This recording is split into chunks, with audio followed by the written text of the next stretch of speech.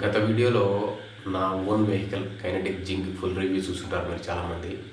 దాని కింద కామెంట్స్ కూడా చాలామంది చాలా డౌట్స్ అడిగినారు. ఇంకా బయట అంటే కనుక నాకు డైరెక్ట్గా అడిగేవాళ్ళు, కామెంట్ రూపంలో కాకుండా నా సర్కిల్లో ఉన్న వాళ్ళు అడిగిన డౌట్స్ అయితేనేమి, అంటే ఒక ఎలక్ట్రిక్ వెహికల్ తీసుకోవాలనుకున్నప్పుడు ఎలాంటి వెహికల్ తీసుకోవాలి, ఎలాంటి బేసిక్ ఇన్ఫర్మేషన్ లేకుండా మీరు షోరూమ్కి వెళ్ళి వాళ్ళు చెప్పేది నమ్మి వెహికల్ కొనేదాని ముందు మీరు డిసైడ్ చేసుకోండి. ఫస్ట్ దానికి ఏమేమి చూడాలనో నేను ఈ వీడియోలో చెప్తాను. ఫస్ట్ మీరు ఎలక్ట్రిక్ వెహికల్ తీసుకోవాలనుకుంటూనే కంపెనీని సెలెక్ట్ చేసుకోండి.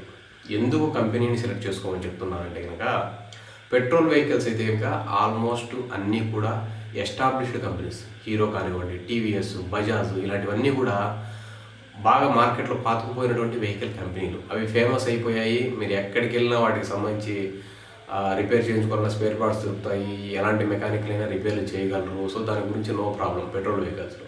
అదే మీరు ఎలక్ట్రిక్ వెహికల్స్ విషయానికి వస్తే కనుక అన్ని స్టార్టప్ కంపెనీలు ఉన్నాయి, చాలా ఎక్కువ. అంటే కొత్త కంపెనీలు మార్కెట్లోకి వచ్చినవి. కొన్ని ఫేమస్ కంపెనీలు ఉన్నాయి. అంటే ఇప్పుడు హీరో ఉంది, హీరో వాళ్ళదే హీరో ఎలక్ట్రిక్ అని సపరేట్ వేరియంట్ ఉంది. సో వాళ్ళు ఇస్తూ ఉన్నారు. వాళ్లకు ఒక R&D అంటే రీసెర్చ్ అండ్ డెవలప్మెంట్, ఒక వెహికల్ గురించి సంబంధించి పరిశోధన చేసి మనకు సరైన ప్రోడక్ట్ను అందిస్తారు. సో కాబట్టి ట్రస్టబుల్ బ్రాండ్ అది. అలాగే టీవీఎస్ వాళ్ళు ఐక్యూబ్ తయారు చేశారు, వాళ్లకు ఇబ్బంది లేదు. ఏథర్ 450, ఏథర్ ఎనర్జీ వాళ్ళు, ఏథర్ ఎనర్జీ కంపెనీ కూడా ఫేమస్ కంపెనీ కాబట్టి.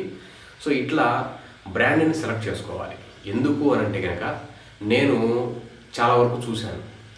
వీళ్ళు ఏం చేస్తారంటే కనుక, చైనా నుంచి బ్యాటరీల్ని ఇంపోర్ట్ చేసుకొని ఈ hub Motors, BLDC hub Motors అయితేనేమి అసెంబ్ల్డ్ పీసులు లాగా తయారు చేసేసి మీకు మార్కెట్కి వదిలేస్తారు. అంటే ఆ వెహికల్ కొన్న తర్వాత ఇంకా మీరు చావాల్సిందే.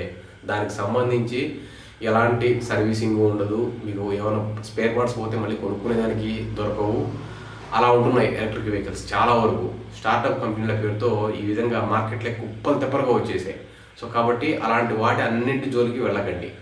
ఫస్ట్ ఏదైనా ఒక కంపెనీని ఎట్లా సెలెక్ట్ చేస్తారంటే కనుక, ఫస్ట్ ఆ కంపెనీ పేరు వినగానే మీరు గూగుల్లో సెర్చ్ చేయండి. ఆ కంపెనీ పేరు మీద ఏదైనా వెబ్సైట్ ఉంది, official website, not information. Company వాళ్ళదే ఒక ఓన్ వెబ్సైట్ అంటూ ఉంటుంది. ఉదాహరణకి ఇప్పుడు నేను నా వెహికల్ కొనాలనుకున్నప్పుడు కూడా నేను అలాగే మార్కెట్లో రీసెర్చ్ చేశాను. కైనెటిక్ గ్రీన్ చూశాను నేను. అంటే అప్పటి వరకు నేను లిస్ట్లో వేసి పెట్టుకున్నది ఆంపియర్ వెహికల్స్, ప్యూర్ ఈవీ, తర్వాత వచ్చేసి హీరో ఎలక్ట్రిక్, ఇవన్నీ ఫేమస్ కంపెనీలే. అంటే ఈరోజు వచ్చి ఇలా వెళ్ళిపోయేవి కాదు కంపెనీలు. కొద్ది కాలంలో నిలబడతాయి మార్కెట్లో. నిలబడ్డాయి అంటే కనుక అప్పుడు మనకు స్పేర్ పార్ట్స్ కానీ ఇంకోటి కానీ దొరికేదానికి ఆస్కారం ఉంటుంది. సో అలా కాకుండా చాలా కంపెనీలకు వెబ్సైట్ కూడా ఉండవు అసలు ముందు. సో అలాంటి కంపెనీల జోలికి ఇప్పుడు వెళ్ళకండి. దానివల్ల ఎందుకంటే మీరు డబ్బులు పెట్టి కొంటున్నారు. ఒక వెహికల్ కొన్నారంటే కనీసం ఒక 5-6 ఏళ్ళను వాడుకోవాలి కదా. ఈ లోపు ఏదైనా సమస్యలు వచ్చినా మీరు రిపేర్ చేయించుకోవాలన్న పరిస్థితి ఉంటే కనుక మీకు వాల్యూ ఫర్ మనీ అనేది ఉంటుంది. అలా కాకుండా ఏదో స్టార్టప్ కంపెనీలు వచ్చారు, తక్కువ కాస్ట్కి ఇస్తున్నారని చెప్పేసి గుడ్డిగా వెళ్ళి కొనకుండా ఫస్ట్ కంపెనీని సెలెక్ట్ చేసుకోండి. ఆ కంపెనీ యొక్క అఫీషియల్ వెబ్సైట్ ఉందా లేదా. రెండోది, ఉన్న తర్వాత ఇప్పుడు మీరు మీ ఊర్లో, అంటే ఇప్పుడు సిటీలలో ఉండే వాళ్ళకి నో ప్రాబ్లం. సిటీల్లో ప్లస్ పాయింట్ ఏంటంటే కనుక ఎవరో ఒకరు మెకానిక్ ఉంటారు, అంతో కొంత తెలిసిన వ్యక్తి, ఏదో ఒక విధంగా దాన్ని రిపేర్ చేయగలుగుతారు. ఎలాంటి బ్రాండ్ అయినా కానీ. కొంచెం బ్రాండెడ్ అయితే కనుక మరీ మంచిది. సిటీల్లో ఆల్మోస్ట్ అన్ని బ్రాండ్లు ఉంటాయి. కానీ చిన్న చిన్న మున్సిపాలిటీ టౌన్లు, జిల్లా హెడ్ క్వార్టర్స్, ఇలాంటి చోట్ల అన్ని చోట్ల ఉండేవాళ్ళు, రూరల్ ఏరియాస్, విలేజెస్లో ఉండేవాళ్ళు, అంటే ఎలక్ట్రిక్ వెహికల్ కొనాలనుకుంటే కనుక మీ దగ్గర అంటే ఎంత దగ్గర అంటే కనుక స్పష్టంగా మీ ఊరి నుంచి 50 కిలోమీటర్ల రేడియస్, అంటే కనుక అది మీ డిస్ట్రిక్ట్ హెడ్ క్వార్టర్ కావచ్చు, దగ్గరలో ఉన్న టౌన్ కావచ్చు, మండలం కావచ్చు, ఏదైనా కావచ్చు, 50 కిలోమీటర్ల లోపు ఏమేమి షోరూమ్స్ ఉన్నాయో ఒకసారి చూడండి. ఫస్ట్ ఏ కంపెనీలో షోరూమ్స్ ఉన్నాయి, ఫేమస్ కంపెనీలు మాత్రమే గుర్తుపెట్టుకోండి. ఇప్పుడు నేను చెప్తున్నాను, యాంపీర్ అయితేనేమి, హీరో ఎలక్ట్రిక్ అయితేనేమి, ఏతర్ అంటే కనుక మోస్ట్లీ ఇంకా రూరల్ ఏరియాస్లోకి షోరూమ్స్ రాలేదు, అది వదిలేసేయండి. టీవీఎస్ వాళ్ళు కూడా ఇంకా సేల్స్ స్టార్ట్ చేయలేదు. టీవీఎస్ కానీ బజాజ్ కానీ ఎలక్ట్రిక్ వెహికల్స్ లాంచ్ చేశారు కానీ వాళ్ళు ఇంకా స్టార్ట్ చేయలేదు. ఇవి కాకుండా ఇప్పుడు కైనెటిక్ గ్రీన్ నేను వాడుతున్నటువంటి కంపెనీ కానివ్వండి, లేదంటే ఇంకా ఏమున్నాయి, ప్యూర్ ఈవీ అనేది మన హైదరాబాద్ బేస్డ్ కంపెనీనే, అది కూడా స్టార్టప్పే. బట్ వాళ్ళు బాగానే ఇస్తున్నారు ప్రస్తుతానికైతే కనుక వెహికల్స్. సో అట్లా కంపెనీలన్నింటినీ లిస్ట్అవుట్ చేసుకోండి. లిస్ట్అవుట్ చేసుకొని మీ దగ్గరలో ఉన్న కంపెనీ షోరూమ్ను ఒకసారి విజిట్ చేయండి. విజిట్ చేసేటప్పుడు గుడ్డిగా వెళ్ళకండి. ముందు నేను ఒకసారి ఈ కంపెనీ సెలక్షన్ అయిపోయిన తర్వాత ఆ షోరూంలో మీకు దగ్గరలో ఉన్న మీ ఏరియాలో ఉన్నాయా లేవా షోరూమ్స్ అనేది చూసిన తర్వాత షోరూమ్కి వెళ్ళగానే చాలామంది నేను రీసెంట్గా కూడా ఒకరిద్దరిని చూశాను. షోరూమ్కి వస్తే కనుక ఆ సేల్స్ మ్యాన్ ఎవరైతే మీకు డిస్క్రిప్షన్ చెప్తూ ఉంటాడో అతను చెప్పేది ఇలా వింటూ ఉండడం తప్ప చేసేది ఏమీ లేదు. మీకు మీ అమాయకత్వాన్ని ఆసరాగా తీసుకొని వాళ్ళు దాంట్లో ఏదో ఉందన్నట్టుగా ప్లస్ పాయింట్ మాత్రం చెప్తారు తప్పితే మైనస్ పాయింట్లు ఎవడో చెప్పడం. ఏ సేల్స్ మ్యాన్ చెప్పడం. అది పెట్రోల్ వెహికల్ కావచ్చు, ఎలక్ట్రిక్ వెహికల్ కావచ్చు, ఏదైనా కానీ మీకు ఫస్ట్ వెహికల్ ఎలా ఉండాలి, మీకు క్లారిటీ ఉండాలి, మీ అవసరాలు తీర్చాలి, అది మెయిన్ ఇంపార్టెంట్. సో కాబట్టి బండి సెలక్షన్ అనేది మెయిన్ ఇంపార్టెంట్. కంపెనీ సెలక్షన్ అయిపోతేనే బండి, ఏ బండి. ఇప్పుడు మామూలుగా ఎలక్ట్రిక్ వెహికల్ అనగానే అందరూ ఏమనుకుంటారంటే కనుక స్కూటర్లు ఉన్నాయి కదా, పెట్రోల్ స్కూటర్లు, అలాగే ఎలక్ట్రిక్ స్కూటర్లు కూడా ఉంటాయేమో అనుకుంటారు. కానీ అది తప్పు. ఎందుకంటే కనుక ఎలక్ట్రిక్ స్కూటర్లు, పెట్రోల్ స్కూటర్లు రెండు కూడా both are different categories. Electric స్కూటర్లలో మోటార్ ఉంటుంది, పెట్రోల్ స్కూటర్లో ఇంజిన్ ఉంటుంది. మోటారు ఇంజిన్ రెండు ఒకటి కాదు ఎప్పుడు కూడా. అలాగే ఎలక్ట్రిక్ స్కూటర్కి వచ్చేసి బ్యాటరీ అనేది ఇంధనాన్ని ఇస్తుంది, పెట్రోల్ స్కూటర్కి ఫ్యూయల్ ట్యాంక్ పెట్రోల్ ఉంటుంది, ఇంధనం ఇస్తుంది. కానీ ఈ డిజైనింగ్ని కనుక ఒకసారి అబ్జర్వ్ చేస్తే కనుక దాని లుక్ను కానీ చూడడానికి ఏమో స్కూటర్ లాగానే ఉంటుంది. కానీ చాలా వాళ్ళకి మీరు కావాలంటే చూడండి, సీట్ పైకి ఎత్తగానే లోపల డిక్కీ ఉండదు. ఎందుకంటే కనుక అక్కడ అంత స్పేస్ ఇచ్చి ఉండరు వాళ్ళు. డిజైనింగ్లో చాలా లోపాలు ఉంటాయి. అన్ని స్టార్టప్ కంపెనీలు కాబట్టి పర్ఫెక్ట్ డిజైన్ అంటూ కాదు అవి. కాబట్టి అలాంటి లోపాలను మీరు ఐడెంటిఫై చేసుకోవాలి. ఉదాహరణకి ఇప్పుడు సీటు మనకు హ్యాండిల్ ముందు పక్కన వచ్చేసి ఒక చిన్న హుక్ ఉంటుంది. ఇలా మనం ఏదైనా బ్యాగులు క్యారీ బ్యాగులు కొన్నవి అలా తగిలించుకునే దానికి ఆ హుక్ కనుక లేదంటే కనుక మనం ఉన్నప్పుడు దాంట్లో నో ప్రాబ్లం, అంటే లేనప్పుడైనా దాని విలువ తెలుస్తుంది అన్నట్టుగా. అది లేనప్పుడు మీకు ఇబ్బంది అనిపిస్తుంది. ఎప్పుడన్నా ఏదైనా తగిలించాలన్నప్పుడు అయ్యో దీనికి ఇది కూడా ఇవ్వలేదు అనుకుంటారు. అట్లా చిన్న చిన్న పాయింట్లను కూడా అబ్జర్వ్ చేయాలి మీరు. ఉదాహరణకి ట్యూబ్లెస్ టైర్స్ అంటారు. మోస్ట్లీ ఇవాళ అన్ని పెట్రోల్ వెహికల్లో ట్యూబ్లెస్ టైర్సే వస్తూ ఉన్నాయి. అలాగే ఎలక్ట్రిక్ వెహికల్స్లో కొన్ని కంపెనీలు ట్యూబ్లెస్ ఇస్తున్నాయి, కొన్ని ట్యూబ్లెస్ ఇవ్వట్లేదు. సో కాబట్టి మీరు కంపల్సరీ ట్యూబ్లెస్ ఉన్నట్టుగానే తీసుకోండి. ఎందుకంటే ఇంకా ఫ్యూచర్ అంతా కూడా ట్యూబ్లెస్ టైర్స్దే కాబట్టి ట్యూబ్లెస్ టైర్సే ప్రిఫర్ చేయండి. తర్వాత వచ్చేసి రెండోది, ఈ నేను బూట్ స్పేస్ అని చెప్పాను కదా, సీట్ ఎత్తగానే మీకు కింద బూట్ స్పేస్ అనేది కంపల్సరీ ఉండాలి. హెల్మెట్ పట్టగలిగినంత సైజులో, ఇప్పుడు నాన్ రిజిస్టర్డ్ వెహికల్ కావచ్చు, రిజిస్టర్డ్ వెహికల్ కావచ్చు, హెల్మెట్ పట్టగలిగిన సైజ్ అని ఎందుకు చెప్తున్నాను అంటే కనుక నేను ఒకవేళ అవసరమైతే హెల్మెట్ పెట్టుకుంటే కనుక రిజిస్టర్ మోడల్స్కి హెల్మెట్ పట్టాలి. ఒకవేళ హెల్మెట్ అవసరం లేదంటే మీరు బజార్కి వెళ్ళినప్పుడు కొనుక్కున్నప్పుడు అట్లా పెట్టుకునేదానికి స్పేస్ ఉండాలనుకుంటే ఖచ్చితంగా స్పేస్ ఉండేలాగా చూసుకోండి. అలాగే వచ్చేసి వారంటీ అడిగేటప్పుడు షోరూమ్ వాడు ఏది చెప్తే అది వినకండి. మీరు ఒకటి గుర్తుపెట్టుకోండి, వెహికల్కి వారంటీ అనగానే మీకేం గుర్తొస్తుందంటే బ్యాటరీకి వారంటీ అని అంటాడు, లేదంటే మోటార్కి వారంటీ. ఈ రెండే కాదండి, ఛార్జర్కు వారంటీ ఇస్తారు, కంట్రోలర్కి వారంటీ ఇస్తారు. కంట్రోలర్ అనే ఒకటి ఉంటుంది. మీకు టెక్నికల్గా నేను చెప్పట్లేదు, కానీ మీకు 4 వారంటీలు అడగండి మీరు దేనికి ఎంత వారంటీ ఇస్తున్నారు. కొన్ని కంపెనీలు ఏం చేస్తున్నాయంటే ఇంకా స్టార్టప్ కంపెనీలు అయినా కూడా మేము అన్నింటికి ఈక్వల్ వారంటీ 2 years అన్నింటికి ఇస్తున్నాము, 3 years అన్నింటికి ఇస్తున్నాము, 1 year అన్నింటికి ఇస్తున్నాము అని చెప్పి చెప్తారనమాట. సో 1 year అన్నింటికి ఇస్తున్నామని చెప్తే కనుక నమ్మవచ్చు. ఎందుకంటే కనుక అది పెద్ద ఇష్యూ కాదు. మినిమం ఏదైనా సరే ఒక వస్తువు తయారు చేసిన తర్వాత ఒక యావరేజ్ క్వాలిటీ ఉండేది కూడా 1 year వరకు దెబ్బతినము. అలా కాకుండా 3 years అన్నింటికి వారంటీ ఇస్తున్నాము అంటే ఇంకా ఒకసారి ఆలోచించండి. ఎందుకంటే ఇంకా మీకు పేపర్ మీద మెన్షన్ చేయాలి అది. ఇప్పుడు ఫర్ ఎగ్జాంపుల్కు నేను కొన్న కైనెటిక్ గ్రీన్లో వచ్చేసి నాకు వాళ్ళు మెన్షన్ చేశారు స్పష్టంగా, బ్యాటరీకి ఎంత వారంటీ 2+1 years వారంటీ, ఛార్జర్కి ఎంత వారంటీ 1 year వారంటీ, కంట్రోలర్కి మోటార్కి ఎంత వారంటీ 2 years వారంటీ, ఇట్లా మెన్షన్ చేశారు దేనికి ఎంత వారంటీ ఇస్తున్నారు. కాబట్టి మీరు వెళ్ళిన తర్వాత ఏమి తెలియని అమాయకులాగా నిలబడ్డారంటే మీ అమాయకత్వాన్ని ఆసరాగా తీసుకొని వాళ్ళు మిమ్మల్ని ఏదో ఒక భ్రమలో కల్పించేసి మీ చేత వెహికల్ కొనిపించేస్తారు. అది కొనుక్కున్న తర్వాత మీరు ఇబ్బందులు పడుతూ ఉంటే కనుక వాళ్ళు రియాక్ట్ అవ్వకపోతే మీరు ఏం చేయలేరు వాళ్ళని. అది పెద్ద తలనొప్పిపోతుంది. కాబట్టి వారంటీ దేనికి ఎంత స్పష్టంగా అడగండి. అది బిల్లో వస్తుందా మాకు బిల్ ఇచ్చేటప్పుడు. అలాగే నాన్ రిజిస్టర్డ్ వెహికల్ తీసుకున్నప్పుడు చాలామందికి ఒక కన్ఫ్యూజన్ ఉంటుంది, మనం దీనికి ఇన్సూరెన్స్ తీసుకోవచ్చు అని చెప్పేసి. బేసిక్గా నన్ను అడిగితే కనుక ఇన్సూరెన్స్ అనేది ఒక పెద్ద ఫ్రాడ్ ఇండియాలో. ఎందుకంటే కనుక పెట్రోల్ వెహికల్స్ కూడా 5 years ఇన్సూరెన్స్ కంపల్సరీ చేసి పెట్టారు. ఈ 5 years ఇన్సూరెన్స్లో ఎంతమంది ఆ పీరియడ్లో ఏదన్నా అయిపోతే కనుక దాన్ని కవరేజ్ చేసుకునేదానికి ఎంత నిలబడుతున్నారు అనేది వాళ్ళకి తెలుసు. ఇబ్బంది పడిన వాళ్ళకి తెలుస్తుంది, ఇబ్బంది పడిన వాళ్ళకి తెలియదు అనమాట. ఇవి కంపెనీలు దోచుకునేదానికి తప్పితే కనుక ఇన్సూరెన్స్ వల్ల పెద్ద ఉపయోగం ఉంటుందని నేను అనుకోవటంలా. గవర్నమెంట్ అయితే మ్యాండటరీ చేసింది, కానీ ప్రజల పాయింట్ ఆఫ్ వ్యూలో చేయలేవాళ్ళు. మేము బాగా చేస్తున్నాము, ఒక చట్టం అనేది రూపొందించారు, కానీ అది అంత పర్ఫెక్ట్గా అమలవుతున్న దాఖలాలు లేవు. ఎందుకంటే కనుక ఫస్ట్ పార్టీ ఇన్సూరెన్స్ వేరు, థర్డ్ పార్టీ ఇన్సూరెన్స్ అని చెప్పేసి ఒక చీటింగ్ చేస్తున్నారు అనమాట గవర్నమెంట్ కూడా. దాంట్లో అంటే లొసుగుల్ని వాడుకుంటూ ఉన్నారు.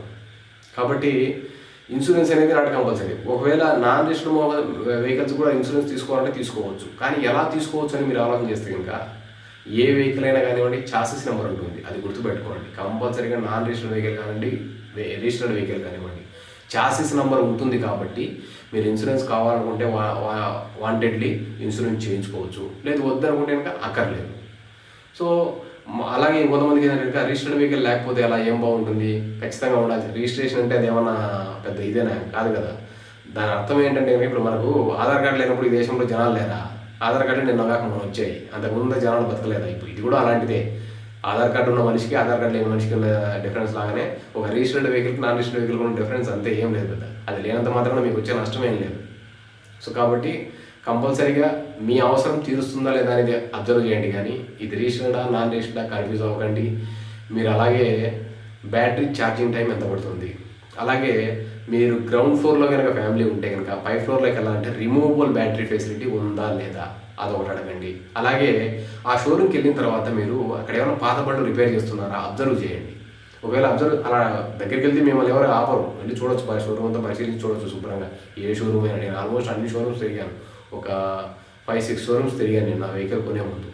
అన్ని షోరూమ్స్లో వెళ్ళి మీ దగ్గర స్పేర్ పార్ట్స్ ఏమైనా ఉన్నాయా, ఏదైనా బండికి ఏదైనా రిపేర్కి వస్తే దీనికి వచ్చిన రిపేర్ ఏంటి అంటే అడగండి. మౌనంగా ఉంటే ప్రయోజనం ఉండదు. మీరు అడిగితే కనుక చెప్తారు వాళ్ళు, దీనికి ఈ ప్రాబ్లం వచ్చింది సార్, ఈ విధంగా సాల్వ్ చేస్తున్నాం మేము. లేదంటే అక్కడ పడేసి ఉంటారు దాన్ని, ఎవరో కంపెనీ నుంచి పైనుంచి ఒక టెక్నీషియన్ రావాలి. ఎందుకంటే అందరు మెకానికల్ చేసేది కాదు కాబట్టి పైనుంచి ఒక టెక్నీషియన్ రావాలి అంటే కనుక అలా డిలే చేస్తే దానికి అవకాశం ఉందా? ఒకసారి డీలర్ యొక్క బ్యాక్గ్రౌండ్ కూడా వెరిఫై చేసుకోండి. ఇప్పుడు నేను కొన్న డీలర్కి వచ్చేసి నేను అబ్జర్వ్ చేశాను, వాళ్ళు బాగానే చేస్తున్నారనే నమ్మకంతోనే. అంటే బ్రాండ్ ట్రస్టింగ్ ఎంత ఉందో డీలర్ ట్రస్ట్ కూడా అంతే ఇంపార్టెంట్. ఉదాహరణకి ఒకినోవా కంపెనీని తీసుకున్నాం అనుకోండి, మా డిస్ట్రిక్ట్ హెడ్ క్వార్టర్స్లో వాళ్ళు షోరూమ్ పెట్టారు. కొంతమంది నాకు తెలిసిన వాళ్ళలో కొంతమంది ఒకినోవా బళ్ళు కొన్నారు. ఆ తర్వాత ఏం జరిగిందో ఏమో కానీ మొత్తానికి ఆ షోరూమ్ అనేది తీసేశారు. ఇప్పుడు వాళ్ళ పరిస్థితి ఏంటి, ఏదైనా ప్రాబ్లం వస్తే? సో కాబట్టి ఎట్టి పరిస్థితుల్లోనూ మీరు అలాంటి వాటిని చూసి కొత్త కంపెనీ కదా ఇదేదో బాగుంది అని చెప్పేసి ముందుకు వెళ్ళకండి. ట్రస్టెడ్ అంటే నమ్మకమైన కంపెనీల దగ్గరికి వెళ్ళండి. మార్కెట్లోకి వచ్చి కొన్ని ఏళ్ళు అయింది అంటే వీళ్ళకి నిలబడతారు. కనీసము ఒక 5 to 6 years అన్న మార్కెట్లోకి వచ్చే కంప్లీట్ అయింది అంటే కనుక వాళ్ళు కొంతవరకు నిలబడగలరని అర్థం. కొంతమంది ఉంటారు 1 or 2 yearsలోనే వెళ్ళిపోతూ ఉంటాయి. నేను చాలా చూశాను అలాంటి వాటిని, మోడల్స్ని కూడా కొన్నింటిని.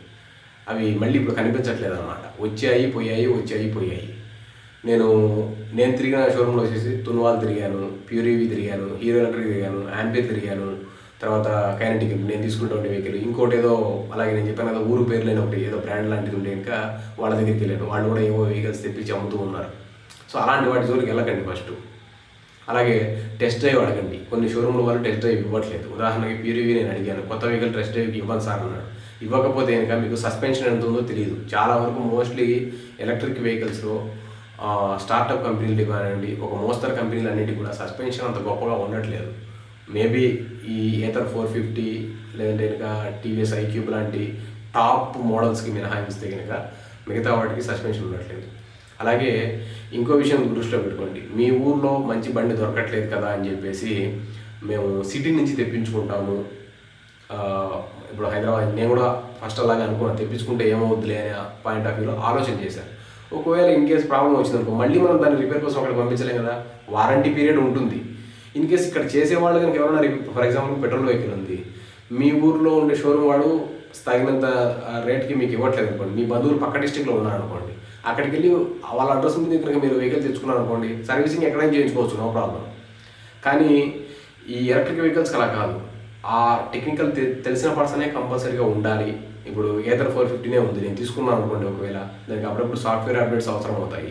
ఇన్ కేస్ ఏదైనా ట్రబుల్ వస్తే కనుక దాన్ని రెక్టిఫై చేసేదానికి ఆ కంపెనీ టెక్నీషియనే కావాలి వారంటీ ఉన్న టైంలో, బయట చేయించుకోలేము. కాబట్టి ఎక్కడి నుంచైనా తెప్పించుకుందాం అనే థాట్ని పక్కన పెట్టేసేయండి. లోకల్గా మంచి బ్రాండ్ దొరకట్లేదు అన్నా కూడా ఎలక్ట్రిక్ వెహికల్ జోలికి వెళ్ళొద్దు అసలు. నేను వెళ్ళొద్దని చెప్తాను. ఎందుకంటే కనుక అయితే ఎన్ని ఖర్చు తెచ్చుకున్న తర్వాత ఒకసారి శుభ్రంగా మనం కనీసం ఒక 5 ఏళ్ళలో వాడుకోగలగాలి మనం అన్నప్పుడు మాత్రమే మీ డబ్బులు జాగ్రత్తగా ఖర్చు పెట్టుకొని తీసుకోండి. అంతే తప్ప ఎలాంటి ఒకరు చెప్పారనో ఎవరో సలహాలు ఇచ్చారు కానీ మీకంతా మీరు కొంత రీసెర్చ్ చేసుకోండి. మీకు ఇంకా ఏవైనా అంటే ఇంకా మీ ఏరియాలో ఆల్రెడీ ఎలక్ట్రిక్ వెహికల్స్ ఎవరైనా తెచ్చుకొని వాడుతూ ఉంటారు కదా, వాళ్ళని అడగండి. ఇప్పుడు నన్ను కూడా బండి వేసుకొని వెళ్తూ ఉంటే కనుక ప్రతిరోజు ఎవరో ఒకరు అడుగుతూనే ఉంటారు, అన్న ఎలా ఉంది, అడగగానే ఫస్ట్ మైలేజ్ ఎంత వస్తుంది, మైలేజ్ అంటారు ఎంత వస్తుంది అని చెప్పేసి. కానీ దాంట్లో మళ్ళీ లో మోడ్, ఇప్పుడు నేను 3 మోడ్స్ చెప్పాను ఆ వెహికల్స్కి, కొన్ని దాంట్లకు 2 మోడ్సే ఉంటాయి. అంటే ఇంకా ఎకనామీ మోడ్, స్పోర్ట్ మోడ్ 2 ఉంటాయి. సో ఏ మోడ్లో ఎంత మైలేజ్ వస్తుంది అడిగేటప్పుడు కూడా షోరూంలో స్పష్టంగా అడగండి. ఛార్జింగ్ టైం ఎంతసేపు పడుతుంది, మీరు ఆ టయాన్ని అంతసేపు వెయిట్ చేయగలరా లేదా. సో అట్లా ఆ పాయింట్ ఆఫ్ వ్యూలో చూసుకొని ఇది మన అవసరాలు తీరుస్తుంది అని అనిపిస్తేనే తీసుకోండి. లేదంటే కనుక ఎలక్ట్రిక్ వెహికల్ జోలికి వెళ్ళొద్దు. ఇప్పుడే కాదు, ఎందుకంటే ఇంకో 2-3 ఇయర్స్లో ఇంకొంచెం బెనిఫిట్, అంటే ఆల్మోస్ట్ ఇప్పుడు పెద్ద పెద్ద కంపెనీలు ఉన్నాయి కదా, అవి డిస్ట్రిక్ట్ షోరూమ్స్ కూడా తీసుకొస్తాయి వెహికల్స్. ఇప్పుడు టీవీఎస్ ఐక్యూబ్ అయితేనేమి, ఏదో 450 లాంటివి ఇంకా వచ్చేస్తాయి 2-3 ఇయర్స్లో. పెద్ద విషయం ఏం కాదు, నాకు తెలిసేది కనుక ఆల్మోస్ట్ అన్ని ఊర్లకు అవైలబిలిటీ వచ్చేస్తాయి. కాబట్టి తొందరపడి ఏదో తీసుకోకుండా వెయిట్ చేయండి. లేదు మీ ఏరియాలో మంచి కంపెనీ షోరూమ్ ఉందంటే కనుక ఇప్పుడే తీసుకోండి, లేట్ చేయకుండా. దాని గురించి అయితే పెద్ద ఆలోచించాల్సిన అవసరం లేదు. ఇంకేదైనా మీకు డౌట్ ఉంటే ఇంకా పర్సనల్గా అంటే కనుక ఒక్కొక్కరి అవసరము ఒక్కొక్కలాగా ఉంటుంది. నాకు కింద కామెంట్స్ రూపంలో అడిగితే కనుక మీరు రోజుకు మేము ఇన్ని కిలోమీటర్లు తిరుగుతాము, మాకున్న ప్రియారిటీ ఇది, మేము ఇంత బడ్జెట్ పెట్టగలము, ఏ వెహికల్ తీసుకోమంటారు అని అంటే ఇన్ పర్సన్గా తెలియాలంటే మీరు కామెంట్ రూపంలో అడగండి. మీ కామెంట్కి నేను ఖచ్చితంగా రిప్లై ఇస్తాను. అప్పుడు మీరు అది తీసుకోవాలో లేదో మీకు ఒక అవగాహన వస్తుంది. అంతే తప్ప ఊరికే జనరలైజ్ చెప్పిన విషయాన్ని అందరూ దృష్టిలో పెట్టుకోకండి. కొంతమంది ఇప్పుడు ఫర్ ఎగ్జాంపుల్కు ఒక 100 కిలోమీటర్స్ 150 కిలోమీటర్స్ మైలేజ్ అంటారు, నిజానికి అంత రాదు. కానీ ఒక్కోసారి మనకు అంత అవసరం ఉందా, లోకల్గా తిరిగే వాళ్ళకి మోస్ట్లీ అంటే కనుక మీ ఇంటి దగ్గర నుంచి చుట్టుపక్కల 5-10 కిలోమీటర్ల దూరంలో ఎక్కువగా తిరిగే వాళ్ళు ఉంటారు. అలాంటి వాళ్ళకు 100 కిలోమీటర్ల మైలేజ్తో పెద్ద అవసరం ఉండదు. ఒక 50 కిలోమీటర్లు వచ్చినా సరిపోతుంది. 50 కిలోమీటర్లు వచ్చేటప్పుడు చాలా వెహికల్స్ ఉన్నాయి. సో అటువంటిప్పుడు ఏదైనా 2-3 డేస్కి మీరు ఒకసారి ఛార్జింగ్ 10 కిలోమీటర్స్ రోజుకు, వెళ్ళండి 10 కిలోమీటర్స్, పోవడానికి 10, రావడానికి 10, 20 కిలోమీటర్లు తిరిగినా 2-3 రోజులు ఒకసారి ఛార్జింగ్ పెట్టుకుంటే సరిపోతుంది. అలా కాకుండా ఫ్రీక్వెంట్గా దగ్గరలో ఉండే సిటీస్కి వెళ్తూ ఉంటాము. అలాగే ఇంకోటి గుర్తుపెట్టుకోండి, ఎలక్ట్రిక్ వెహికల్ అనేది ఆల్రెడీ మీకు ఒక పెట్రోల్ వెహికల్ ఉండి ఎలక్ట్రిక్ వెహికల్ కొంటున్నారా, లేకపోతే కనుక మాకు ఏ వెహికల్ లేదు కంపల్సరీ ఎలక్ట్రికే తీసుకుంటాం అనుకుంటున్నారా, అది కూడా మెయిన్ ఇంపార్టెంట్. ఎందుకంటే కనుక కంపల్సరీ ఎలక్ట్రికే తీసుకున్నప్పుడు కొంచెం మైలేజ్ ఎక్కువ చేసి తీసుకోవాలి. అలా కాకుండా పెట్రోల్ వెహికల్ ఉంది నాకు, కానీ ఇది నాకు ప్రైమరీ వెహికల్గా అంటే కనుక లోకల్గా తిరిగేదానికి కావాలి, అందువల్ల నేను ప్రిఫర్ చేస్తున్నాను అంటే కనుక ది బెస్ట్, దాంతో నో ప్రాబ్లం. 50 కిలోమీటర్స్ వచ్చినా లోకల్గా అంటే రెగ్యులర్ మనం ఎక్కువ లోకల్గా తిరుగుతాం. ఇప్పుడు మీ దగ్గరలో ఉన్న టౌన్కి వెళ్ళాలన్నా వారానికి లేదా నెలకు ఒకసారి బయటకు వెళ్తారు, కానీ ఏమన్నా పెద్ద పెద్ద అవసరానికి చిన్నవి మీరు లోకల్గానే తిరుగుతారు కదా. అటువంటిప్పుడు ప్రతిసారి పెట్రోల్ ఖర్చు పెట్టలేరు. ఎలక్ట్రిక్ వెహికల్ అయితే చాలా ఈజీగా ఉంటుంది. లాంగ్ జర్నీ వెళ్ళినప్పుడు నో ప్రాబ్లం. ఒక 50 కిలోమీటర్స్ కానీ 100 కిలోమీటర్స్ కానీ 2 వీలర్ మీద వెళ్తున్నారంటే కనుక పెట్రోల్ వెహికల్ ఈజ్ బెస్ట్. ఎందుకంటే ఇంకా ఛార్జింగ్ స్టేషన్ రాలేదు, ఇండియాలో అంత ఇన్ఫ్రాస్ట్రక్చర్ అనేది ఎలక్ట్రిక్ వెహికల్ సంబంధించి డెవలప్ అవ్వలేదు. కాబట్టి మీరు పెట్రోల్ వెహికల్ మీద ఆధారపడాల్సిందే కంపల్సరీ లాంగ్ జర్నీస్కి అయితే కనుక. సో ఈ పాయింట్ని కూడా దృష్టిలో పెట్టుకొని వెహికల్ని సెలెక్ట్ చేసుకోండి. మీ డౌట్స్ ఏమైనా ఉంటే కింద కామెంట్ రూమ్లో అడగండి.